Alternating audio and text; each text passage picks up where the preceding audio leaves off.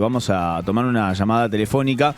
Nos llama ella a nosotros porque tenía ganas de aclararnos ella un montón de cosas Después a nosotros. Que nos escuchó ayer. Claro, es Yayi Morales y la vamos a saludar. Está en la capital federal, si mal no tenemos el dato. Es economista. Yayi, ¿qué tal? ¿Cómo te va? Lean Oliva te saluda y gran equipo por este lado. ¿Cómo estás?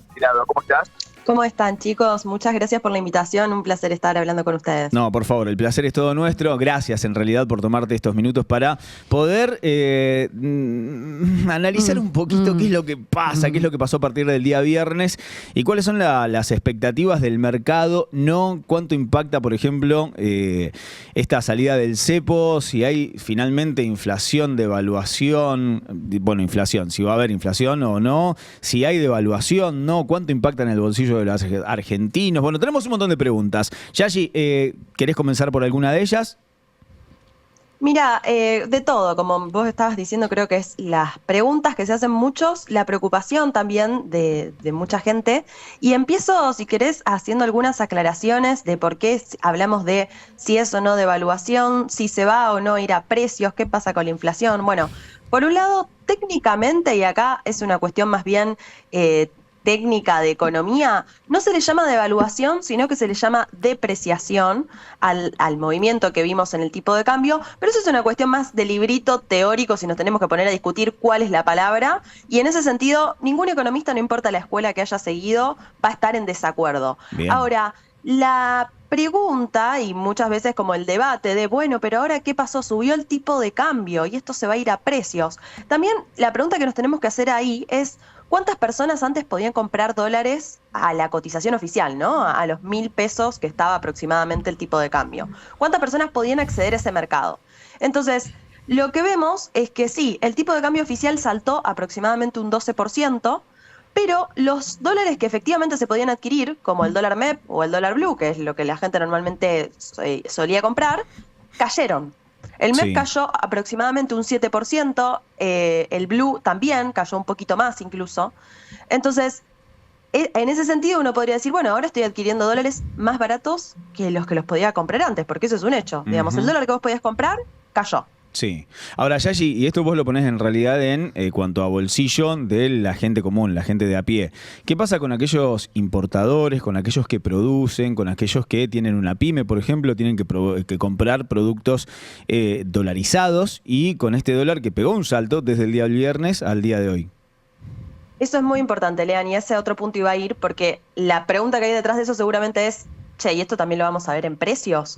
Entonces, hay precios en la economía que ya estaban teniendo en cuenta un dólar de 1.200, de 1.300. Incluso hubo precios en un momento que tuvieron en cuenta un dólar más caro y luego tuvieron que bajar porque no convalidó la demanda. Entonces, hay ciertos precios en la economía que esto no les impacta porque ya estaban teniendo en cuenta el tipo de cambio de mercado.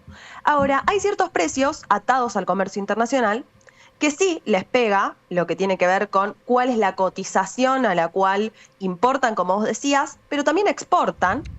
Y es importante que en este sentido tengamos en cuenta dos cuestiones. Por un lado, el gobierno con esta medida decidió no ser tan estricto con la desaceleración de la inflación, en el sentido de no esperar que todos los meses la tasa dé sí o sí por debajo que el mes anterior.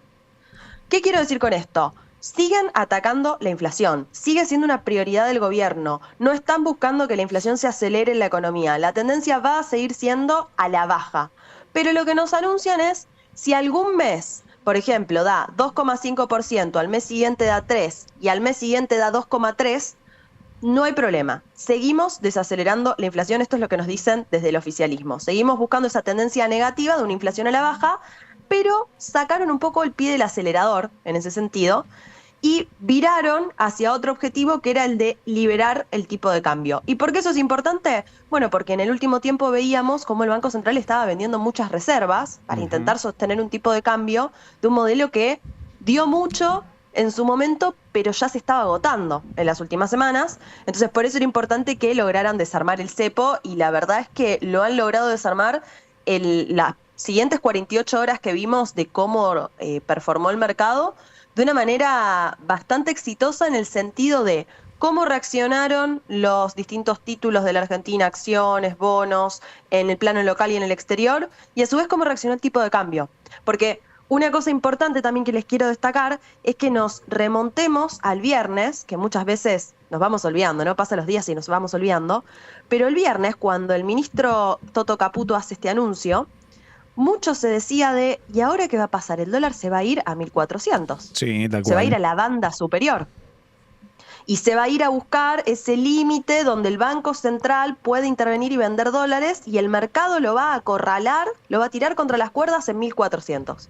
Por eso digo que fue un éxito, porque esa parte catastrófica que algunos esperaban no pasó y el dólar se encontró más o menos en la mitad de las bandas, el Banco Central dejó de vender dólares y se salió del cepo, que era un fantasma gigante que se había generado en la economía de qué va a pasar cuando se salga del cepo. Bueno, no pasó nada, digamos, como grave no pasó nada, pasaron un montón de cosas, pero con el tipo de cambio estamos con un tipo de cambio MEP 7% por debajo de lo que lo podías comprar el viernes. Sí, de hecho bajó el Blue, bajó el MEP, dólar oficial, bueno, sí subió por supuesto, y en cuanto a esto, porque sí hay una realidad, o pareciera, o es lo que más o menos cuando uno habla en la calle, mucha gente te dice, esto y al principio hablaste algo también, al bolsillo de la gente, ¿se traslada algo? Digamos, la gente, muchos anuncia de que, por ejemplo, es un 12% o se depreció su salario y es 12% más pobre que lo que era el viernes. ¿Es así? Mira, en ese sentido yo te vuelvo a mencionar lo que hablábamos antes de qué dólar vos podías comprar en el mercado. Está bien, pero más allá, perdón, Yayi, pero sí, más allá de lo que el dólar que vos puedas comprar, vamos a suponer que vos tenés un sueldo que no se modificó del día del viernes al día de hoy. Es lo mismo que más o menos cuando asumió Javier Milei, que hizo, digamos, saltó el dólar en la primera semana, creo que fueron los primeros días, de un valor a otro, casi en un 100% aumentó el dólar oficial. En ese momento, por ejemplo, si vos tenés un sueldo de, vamos a suponer, 1.000 pesos, del día viernes al día de hoy, con un dólar que cambió oficialmente de un valor a otro, ¿hubo un golpe al bolsillo del argentino? No te hablo del que compra dólares, porque el que compra dólares le sobra un mango y tiene la posibilidad de comprar dólares, lo puede hacer por MEP, lo puede hacer a través de su home office, de home banking, o lo puede hacer por ventanilla, $100 por mes. Ahora, saquémonos de ese lugar y vamos al que llega justo a fin de mes. ¿Cómo impacta eso? ¿Tiene realmente un golpe al bolsillo o no lo tiene? Mira, para la persona esa que vos me estás planteando, te voy a responder los dos casos. Para esa persona que vos me estás planteando, el mayor golpe al bolsillo fue cuando, y esto es a mi criterio, obviamente seguro hay alguien del otro lado que me lo va a discutir, pero a mi criterio es, cuando se empiezan a instaurar estas medidas, vos generás una restricción tal y un afecto al comercio internacional que hace que los precios locales se encarezcan. Entonces, no es novedad si yo te digo que en la Argentina compramos cosas carísimas por las restricciones que tenemos a la importación. Y esto, digamos, le afecta al que tiene mucha plata, al que tiene poca plata, al que llega a fin de mes y al que no. Los argentinos no por nada, los que pueden viajar, no te digo a Estados Unidos, pero a Chile vuelven con las valijas llenas. Entonces, eso son las restricciones al comercio internacional y también la parte impositiva, y si querés un poquito profundizar, ya también la cuestión laboral, de cómo son los costos laborales en la Argentina, que hacen que los precios acá adentro sean carísimos. Entonces, para esa persona, lo que tiene que estar mirando es si la inflación se desacelera, que eso está pasando, si el salario real sube, que eso está pasando de manera sostenida hace 9 meses, y si la economía crece, que eso también está pasando. ¿Estamos en un momento ideal? No. Ahora, ¿estamos cada vez mejor? Sí. ¿Seguimos con 40% de pobreza? Sí, pero veníamos del 60%. Entonces, hay que ver si nos ponemos a mirar. La pobreza, vos decís que bajó del 60 al 40, en datos oficiales, digo, y aparte de tu perspectiva. No lo digo yo, lo dicen las estadísticas, tanto oficiales como estadísticas de universidades privadas, la Universidad de Itela, porque vos pensás que cuando se publica el dato de pobreza siempre vemos el pasado. Entonces, el dato de pobreza que vimos publicado por el INDEC hace aproximadamente 2-3 semanas, que dio más cerca, ahora no tengo los decimales, pero dio más cerca del 50%, es la foto del segundo cuatrimestre del 2024. O sea, es cómo terminó el 2024 en la Argentina. Y sí, terminó con la mitad de la población pobre. Cayó la pobreza porque era más alta, cayó unos 5 puntos porcentuales, pero seguimos teniendo un montón de pobres, digamos, eso nadie lo puede discutir. Ahora, el dato que yo te estaba tirando recién es de la Universidad de Itela, que tiene estimaciones privadas y las vamos a ver dentro, espérame unos meses más, volvame a llamar y te voy a decir, mira, ahora ya lo sacó el INDEC a esto, que están viendo un poco más el presente, es decir, cuál es la pobreza en marzo-abril 2025. Mira, si vamos a discutir si la pobreza es alta, nadie te puede decir que no, y el que te diga que no es insensible, no conoce la calle. Digamos, yo vivo hoy en Capital Federal, pero soy de Rosario, y te vas acercando, y Rosario es una ciudad grande, pero te vas alejando un poquito de Capital y cada vez es más dramática la situación. O sea que eso no te lo voy a negar, no me vas a encontrar a mí en esa posición. Lo que sí te digo es que estamos cada vez mejor en esa dirección, digamos, sacando gente de la pobreza. Y otra cosa que te quería decir, porque vos recién me decías, bueno, pero hay gente que no puede comprar dólares, entonces a ese cómo le afecta, eso recién más o menos te lo intenté responder. Para el que sí puede comprar dólares, imaginemos que había una persona que el viernes ganaba, vos me decías, sigue ganando lo mismo la persona, sí, ok. Imaginemos que ganaba 1 millón de pesos el viernes. 1 millón de pesos el viernes, si el dólar estaba, te lo redondeo, no sé, 1.350, que era un dólar MEP y un dólar blue, se conseguía ese precio, compraba $740. Obviamente, no la totalidad del sueldo porque la va a usar para comer, para pagar el alquiler y todo. Pero vamos a hablar de cuánto eran dólares. Ese millón de pesos era $740 el viernes. Ese millón de pesos hoy es $1.250. O sea, de 740 a 1.250, hablando del dólar que se podía comprar. Porque el oficial podría haber sido hasta de 60 pesos. Me da igual cuál era el oficial en tanto y en cuanto no se pueda conseguir. Digamos, porque nadie lo podía comprar. Y no es un problema de este gobierno ni del anterior, sino que lamentablemente todos los colores políticos han tenido cepo en la Argentina cuando gobernaron. Algunos fueron los que lo pusieron, otros fueron los que lo reforzaron. En este caso, este gobierno es el que lo heredó y lo quiso ir desarmando, y ya le quedan algunas cositas al cepo por terminar de liberar, pero ya podés comprar dólares del home banking. Pero sí, todos tuvieron cepo. Yashi, buen día, Guille Puliti te saluda, ¿cómo estás? ¿Cómo estás? Buen día, Guilla. Quería consultarte porque recién dijiste, si mal no recuerdo, última corregime, que la inflación va bajando, digamos, la inflación viene en tendencia a la baja, pero estuve leyendo que hay muchas consultoras privadas que hablan que con esta liberación del cepo la inflación de abril o de mayo podría dispararse, no mucho más, pero creo que la última fue 3,7% y capaz que la siguiente ya es de un 4,5, 4. Quería preguntarte al respecto de esto, ¿cómo afecta, digamos, esta quita del cepo en ese sentido, o de tu visión, el tema de la inflación que podríamos ver el mes siguiente? Mira, Guille, esto que decís es correcto, y por eso yo hacía la salvedad al principio cuando empezamos la nota de que el gobierno con esta medida ha decidido que la inflación siga siendo una bandera prioritaria, pero le sacaron un poco el pie al acelerador. Es decir, desde que asume este gobierno se pusieron como zanahoria, y uno de los principales objetivos, te diría, si no el principal, fue bajar la inflación. Y de hecho el presidente lo dice todo el tiempo, voy a terminar con la inflación en la Argentina. Se pusieron eso como objetivo de una manera tan, digamos, no flexible, tan de manera que no importaba lo que pasara en el medio, que algunos le criticaban si eso no podía llegar a generar una recesión. Bueno, eso vimos que al principio del mandato sí tuvimos un periodo recesivo que luego empezó a repuntar, y hoy ya la actividad está a niveles de lo que estaba en noviembre de 2023. Pero yendo en concreto a tu pregunta, la inflación se aceleró el mes pasado, 3,7 como vos decías. Esto tiene que ver con dos cuestiones importantes. Una es educación. Educación, chicos, en el mes de marzo aumentó un 21%. Es un monto que a lo mejor nos hace parecer que, bueno, sí, que algo sube un 20%, digo, en la Argentina estamos acostumbrados, sí, pero aumentó un 20% en un contexto donde todos los precios aumentan más o menos un 3%. O sea que el aumento es dramático, es el aumento que podrías tener en un cuatrimestre en otros precios, lo tuviste en un solo mes.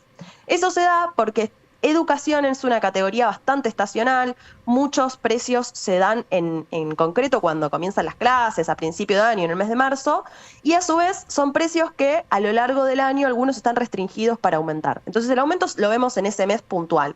Por eso es que ese 20% de educación te tiró todo el promedio para arriba. Y, por ejemplo, otras categorías, no sé, recreación y cultura, por decirte algo, aumentó un 0,2%. Prácticamente no hubo variación de precio en la categoría recreación y cultura. Pero, de nuevo, quedémonos con cuál es lo que nos preocupa ahora. No vayamos a lo que en teoría está bien y no está aumentando, sino que analicemos lo que nos preocupa. Educación aumenta mucho, te tira el dato para arriba. Esa es la explicación en concreto del mes de marzo. Ahora, ¿qué se viene a futuro? Abril, mayo, como bien vos decías, consultoras privadas están estimando una inflación más en torno al 3%. Eso quiere decir que estaría subiendo un poco en relación a los meses anteriores. Habíamos llegado a ver como la inflación más baja un 2,2%.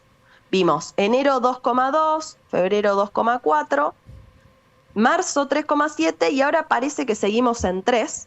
Y acá es donde yo te decía que el gobierno sigue dándole importancia a bajar la inflación, pero le sacó el pie del acelerador a esa meta. Digamos, no está buscando necesariamente que el mes siguiente dé menos. De hecho, no es un proceso lineal bajar la inflación. Te puede dar 2,5, 3, 2,2, 2,8, 2,1. Entonces, el objetivo es que a largo plazo y que a fin de año, lleguemos a fin de año, es más, te diría que a mitad de año ya veamos una inflación consolidada en el 2%.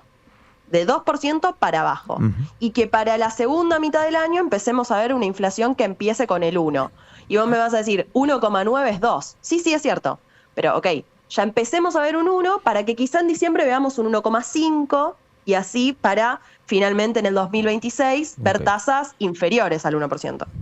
Yayi, buen día. Te llevo para el lado de las inversiones, porque si bien históricamente los argentinos no tuvimos demasiada educación financiera, cultura financiera, hoy se habla de una gran posibilidad a través de, ya sean billeteras virtuales, a través del acceso a la compra de bonos. ¿Qué tan fácil o qué tan difícil puede ser invertir parte del salario para aquellos que puedan para preservar justamente ese dinero que tienen si es que pueden tener la posibilidad de un ahorro? Bien, me encanta la pregunta porque lo que decías al principio es cierto y es triste que no tengamos educación financiera. En la mayoría de los colegios no se da nada directamente al respecto. Y lamentablemente, sobre todo en una economía donde más la necesitaríamos, ¿no? Porque acá, de nuevo, fuera de todo tipo signo político, nuestra moneda ha perdido valor a lo largo del tiempo desde que es moneda, digamos, de 1935 se crea el Banco Central y empezamos a conocer la inflación en la Argentina. Entonces, ¿qué tan fácil o qué tan difícil es? La buena noticia es que es cada vez mucho más sencillo, mucho más accesible. Cualquiera se puede descargar un broker. Un broker es ese intermediario que a vos te permite comprar y vender instrumentos financieros, acciones, bonos, suscribirte a un fondo común de inversión. Hay un montón de alternativas. Los únicos requisitos que tenés es que tenés que ser mayor de edad. De hecho, hace poco salió que lo pueden hacer los menores de edad con más de 13 años, con algunas restricciones, porque obviamente sería dinero de los padres, porque uno entiende que no estarían trabajando esos chicos. Siempre que hablamos del mercado financiero estamos hablando de dinero que se adquirió, digamos, trabajando en relación de dependencia o de autónomo, pero siempre hablamos en blanco. Y, o si no, bueno, podría ser una herencia, podría ser la venta de algún inmueble, auto, lo que sea, pero siempre dinero en blanco. Eso hace que el mercado de capitales también sea muy chico en la Argentina. Acá te cuento como el lado B, si querés, porque sabemos que gran parte de la economía es informal. Entonces, ahí hay un desafío para cualquiera que esté gobernando en que cada vez más la economía se vuelque a la formalidad, salga de esa informalidad, y eso trae un montón de beneficios para todos. Y yendo en concreto a esto que vos preguntabas, también, como te decía, es mucho más sencillo y hay muchas más herramientas y por suerte es mucho más fácil que hace tantos años. Hoy con el teléfono te descargas un broker, haces la validación de identidad, que es eso de sacarle foto al DNI, mostrás tu cara, girando, viste, derecha e izquierda, y ya está. Ya podés tener tu cuenta comitente y podés invertir y podés hacer que ese capital crezca en el tiempo. Eso es lo bueno. Lo malo, pero acá, digamos, no es simplemente como advertencia, porque yo no creo que haya un culpable, sino que, bueno, lamentablemente son cosas que pasan. En contextos, está comprobado que en contextos donde hay mayores crisis económicas o la gente le cuesta más llegar a fin de mes, proliferan más estafas. Claro. Entonces, aliento a cualquiera que esté del otro lado pensando en invertir a que estudie y a que aprenda. Y es preferible que sea más bien conservador en sus decisiones que se arriesgue demasiado. Si te prometen altos rendimientos, ante la duda desconfía. Si quien te está asesorando no está matriculado en la CNB, bueno, sabe que eso no se puede hacer, tenés que exigir una matrícula en la CNB, que es la Comisión Nacional de Valores, para que alguien te pueda decir, comprá esta acción, por ejemplo. Yo, de hecho, no soy asesora financiera, no estoy matriculada, entonces yo no les podría decir, chicos, mañana compren X. Claro. Bien. Claro. Les puedo hacer un análisis de qué me gusta a mí o qué industria está creciendo, se los puedo contar como economista, pero no les puedo recomendar un papel. Claro. ¿Cuál es la industria que está creciendo? sí. Así ya de paso. Bueno, en la Argentina o en el mundo, tenemos ahí de todo un poco, ¿viste? Bueno, en mercado estadounidense, empresas estadounidenses seguramente sí, y acá en energéticas, ¿qué se recomienda? Mira, acá en la Argentina te digo qué pasó el año pasado y qué es lo que muchos están mirando para este año. El año pasado fue un boom el mercado de capitales. De hecho, vimos el sector bancario que creció hasta un 300%, una locura, algo que no había pasado hacía muchísimo tiempo. Y lo que muchas veces se dice es, bueno, el sector financiero como que se adelanta a la economía real.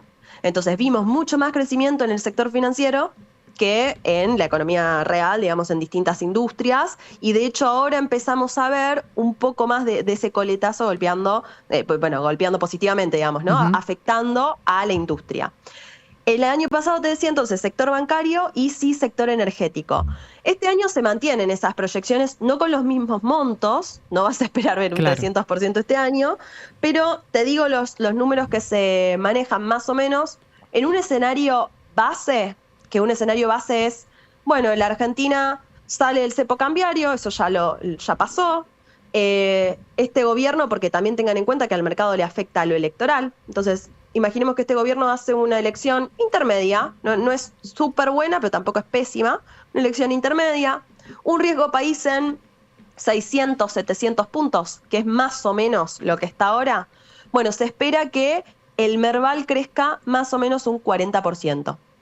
Y un escenario optimista, que sería, además de esto que les conté, al gobierno, al oficialismo le va bien en las elecciones y Argentina es recategorizada a emergentes o se acerca, aunque sea recategorizada a país de frontera, se espera un crecimiento de un 60%.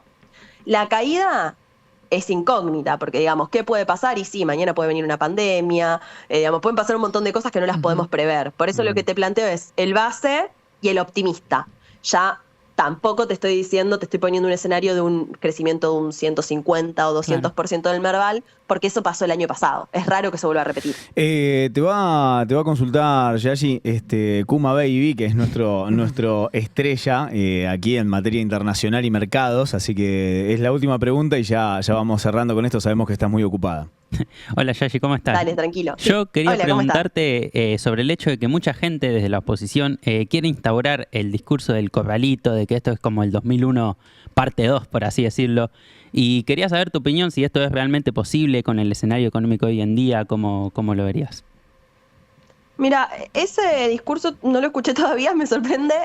Obviamente uno desde la oposición escucha distintas lecturas, algunas están buenas considerarlas porque podrían ser tranquilamente advertencias de cuidado con esto que puede llegar a suceder, otras directamente yo las considero disparatadas. Pero en este caso el corralito, mira, te digo, no lo había escuchado, pero lo pongo en la cajita de disparate, porque el corralito tenía que ver con no poder acceder a tus fondos.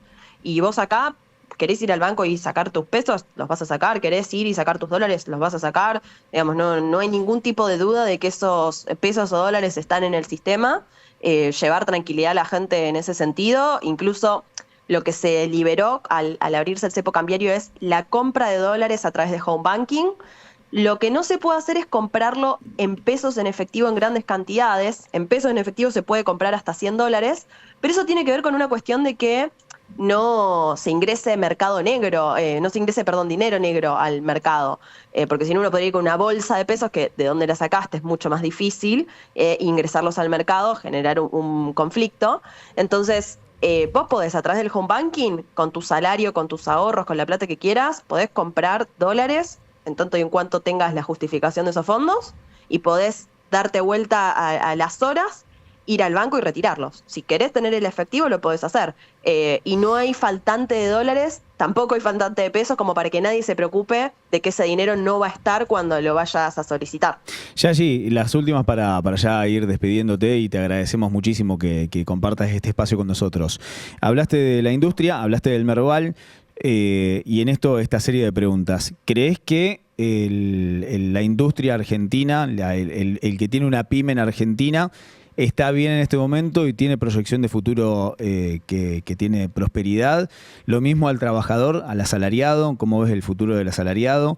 ¿Cómo ves el futuro en cuanto a deuda, vencimiento que se viene, por ejemplo, este año? Creo que vencen 19.000 millones de dólares que hay que pagar. Entró el desembolso en el día de ayer a las reservas y ya forman parte de las reservas también. ¿Cómo impacta eso y cuál es bueno, en realidad tu opinión a futuro, tu mirada a futuro de cómo va a ir a la Argentina en este 2025? Bueno, empiezo por el medio y ahí voy reacomodando las preguntas. Con respecto a lo que tiene que ver con el desembolso del Fondo Monetario, como decís, eso ya impactó en las reservas. Por eso es que las reservas ya ascendieron a más de 30.000 millones de dólares, ingresaron 12.000, van a ingresar más fondos, pero en principio lo que llegó es esto del Fondo Monetario Internacional. Ahí no va a haber mucho cambio porque ya salieron a decir desde el gobierno que ellos no van a intervenir dentro de la banda. Entonces, el movimiento en reservas importante lo veríamos si el dólar llegara a 1.400 pesos, porque el Banco Central tiene que salir a vender, o si el dólar llegara a 1.000 pesos, porque ellos van a salir a comprar. Ahora, fuera de eso, no va a haber intervención, al menos así lo dijeron. La pregunta es, ¿puede haber intervención en el medio de la banda? Sí, como poder pueden. Si quieren comprar hoy a 1.200 o vender, lo pueden hacer. Pero lo que nos dicen es, no vamos a invertir dentro de la banda. En realidad me hago una corrección ahí. Pueden comprar, vender, medio que con el acuerdo con el fondo está implícito que no vendan dólares. Sí, si llegaran a los 1.400 pesos. Lo que dijo el presidente Javier Milei el lunes es que están esperando directamente al dólar en los 1.000. Están como sentados esperándolo ver bajar al piso de la banda para recién ahí comprar dólares. Esto como en lo que tiene que ver con las reservas. Después, por otro lado, me preguntabas pyme y asalariados. Bueno, el salario real está creciendo hace 9 meses, pero sobre todo quien más lo siente es el trabajador que no está, digamos, dentro del sistema. Cuando las estadísticas estudian cómo varía el salario real, lo que vemos es salario del sector público, del sector privado y del sector privado no registrado, se le llama. El sector privado no registrado es el que más está creciendo su salario con respecto a la inflación. Obviamente también es el que más cayó su salario cuando al principio del 2024 se entró en ese periodo de recesión. Entonces, así como es el más golpeado al principio, es el que más rápido recupera, y eso también tiene que ver porque como su sector está completamente desregulado, bueno, tiene facilidad tanto para entrar como para salir del trabajo, ¿no? Eso depende de la visión de cada uno, puede ser positivo o negativo. Pero los tres sectores están recuperando contra la inflación. Y después, con respecto a las pymes, que me preguntabas, yo creo que ahí va a depender en concreto de cada sector, digamos, pyme, a qué se dedique esa pyme. Sabemos que es un gobierno que está a favor del libre comercio, y en ese sentido uno podría decir, bueno, pero si es una pyme que está más abocada a lo textil, y ahí me puedo llegar a preocupar, porque de pronto si abren las importaciones de tela... Ahí parece que justo se cortó en ese momento. Bueno, estamos hablando con Yayi Morales, economista. Se cortó la comunicación. Sí, se cortó la comunicación. Bueno, estaba justo, no sé si vamos a tratar de retomar la comunicación o no, pero bueno, daba un panorama completo sobre esta salida del cepo en cuanto a dólar, qué es lo que pasó con el dólar, salario, inversiones también. Creo que fue bastante completo el tema preguntas. Me quedó pendiente poder preguntarle si existe la posibilidad verdadera de una dolarización en Argentina. Yo también le iba a preguntar lo mismo. Sería bueno. Sabemos que está muy ocupada. Bueno, Yayi Morales es economista, tiene un podcast, pueden visitar su web también, la pueden consultar. Yayi, ¿estás en línea? ¿Te retomamos? Ah, perfecto. Bueno, sí, estábamos vendiendo tu podcast también, de paso. Bueno, mientras tanto, gracias, te chicos. llamamos. No, por favor. Yo los escuchaba a ustedes, no sé qué habrá pasado, pero bueno, ¿hasta dónde me llegaron a escuchar? No, entrabas en esto de las pymes, ¿cómo Las pymes. veías exactamente? Bien, bueno, no, que básicamente ahí tiene que ver con el sector, digamos, que tanto uno se preocuparía o no. Yo creo que ahí para también traer un poco de tranquilidad y de optimismo. A todos nos va a afectar, no importa cuál sea nuestra industria, lo que pase con la inflación, por ende con el salario real y por ende con la pobreza, pero digamos la inflación es la que está repercutiendo ahí. Entonces todos tenemos que estar mirando si la inflación se desacelera en el tiempo. No nos alarmemos si un mes da un poquito por arriba, eso puede pasar. La pregunta es, ¿la tendencia es a la baja? ¿En el largo plazo los precios se están calmando? Eso siempre mirarlo. Otra cuestión importante es el crecimiento de la economía. En tanto y en cuanto la economía se reactive, va a haber mayor empleo, los salarios van a crecer y se va a estar generando riqueza. Y eso, de nuevo, nos afecta a todos de manera positiva en cualquier industria, en cualquier sector. En el caso concreto de las pymes, estas dos cosas que te decía son muy importantes, digamos, cómo está jugando la inflación y cómo juega el crecimiento, para saber si vos vas a tener más ventas, si esas ventas, ese dinero que te ingresa, no se va a estar devaluando. O sea, eso es muy importante. Y si tu sector en concreto se puede ver perjudicado por un comercio internacional que hasta ahora estaba cerrado y en un futuro puede llegar a estar liberado y abierto, muy probablemente te tengas que llamarle reacomodar, reinventar o buscarle la vuelta. ¿Y por qué te lo digo? En el caso textil en concreto, yo sé que un problema que tienen hoy en esa industria es que las telas son carísimas. Entonces, venden ropa cara, es cierto, pero porque también las telas acá son caras. Entonces, a lo mejor, el que hoy está vendiendo ropa se está preocupando porque dice, uy, me va a entrar la ropa de afuera, ¿y qué voy a hacer? Bueno, tranquilamente podría ser vos el que importe ropa y empezar a vender ropa de afuera en lugar de vos hoy comprabas acá adentro, quizá porque no podías importarla. Entonces, esa es una alternativa. Está bien, pero no Ahora, sé, otra alternativa... ahí no bajás, por ejemplo, la cantidad de trabajadores que trabajan en la industria. Digamos, van a cerrar talleres. No, ¿por qué? Y si, ¿Por qué? y si no se produce en la Argentina, digamos, algo que vos comprabas tela y después mandabas a coser y a producir la ropa, y si ya compras la ropa hecha, dejabas una industria sin trabajo. Esa era la otra alternativa que te estaba por plantear, porque bien. te dije, una alternativa es comprás la ropa afuera y Sí. la vendés y la podés vender más baja. Sí. Otra es, van a entrar telas más baratas. Entonces, si la producción acá en la Argentina es eficiente, van a entrar telas más bajas. Y lo otro, también, justo que me haces este comentario, no perdamos de vista que cuando defendemos un comercio o una industria con esta visión de, bueno, pero entonces, ¿qué va a pasar si esta industria cierra, por ejemplo, o esta empresa en concreto cierra? Sí, es cierto, hay gente que si un comercio cierra, se queda sin trabajo, y en un escenario donde la inflación baja y la economía crece, van a encontrar trabajo, eso te lo puedo garantizar, pero no yo, los libros de historia y la teoría económica y la práctica también, digamos, porque justamente lo que se da es que hay empleo. Es más, a veces hasta te faltan trabajadores, hay más lugares de trabajo que gente. Pero otra cuestión es no perder de vista la otra cara de la moneda, que es, entonces yo te podría decir, ¿y qué? ¿Y el pobre peatón y el pobre consumidor y el pobre señor que nos preocupábamos hace un rato que no llegaba a fin de mes? ¿Está obligado a comprar ese producto tan caro porque no, digamos, no está abierto el comercio internacional? Entonces lo obligamos a consumir productos caros y ver como las dos caras de la moneda, ¿no? Uno se podría angustiar por esa industria que dice, pero si cierra, ok, que produzca más eficiente, no pasa nada, si nadie quiere que ninguna empresa cierre. El punto es vender algo que sea o de buena calidad o de buen precio para que te lo quieran comprar. Entonces, para también tener como la noción de nos estamos preocupando porque hay gente pobre que no llega a fin de mes y que el salario no le alcanza, pero mientras tanto hay precios que los dejamos caros porque no queremos abrirnos al comercio. Está bien, eso en realidad es como norte de cada gobierno, en este caso, digamos, si vos liberás la posibilidad, me voy directamente, por ejemplo, a Donald Trump. Donald Trump lo que está haciendo es cerrar fronteras a nivel comercial, poner aranceles y en ese caso empezar a producir para producir más barato. Lo que pasa es que nosotros también tenemos una industria que no produce, por ejemplo, telas y que compra telas también importadas. Pero ¿sabes qué está pasando en Estados Unidos con esto de Donald Trump? ¿Qué? Mira, dos cosas. Una, empresas como Apple mandaron a traer aviones de emergencia con sus productos de afuera antes de que se instalen estos aranceles. Sí, tal cual. Porque saben que no van a poder abastecer la demanda.